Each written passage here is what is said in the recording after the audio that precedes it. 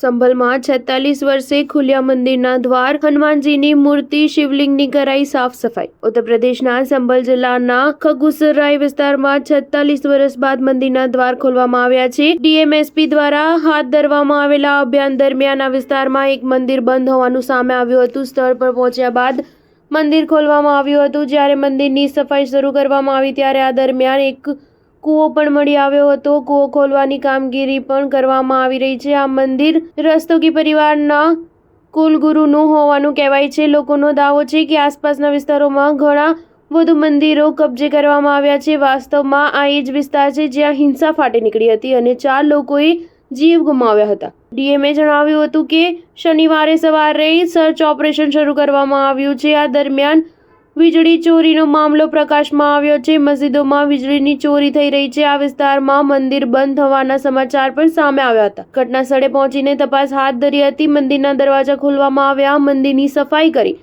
JCB દ્વારા ખોદકામ કરીને કૂવો પણ મળી આવ્યો છે। ગેરકાયદે અતિક્રમણ કરનારાઓ સામે કાર્યવાહી કરવામાં આવશે। આવા લોકો પર પ્રતિબંધ મૂકવામાં આવશે। સ્થાનિક લોકોનું કહેવું છે કે રમખાણો બાદ હિન્દુઓ આ વિસ્તારમાં હિજરત કરી ગયા હતા। આ મંદિર વર્ષોથી બંધ હતું। મંદિર કબજે કરવામાં આવ્યું હતું। આજે પ્રશાસને આ મંદિર ખોલ્યું છે। આ દરમિયાન એક કૂવો જોવા મળ્યો।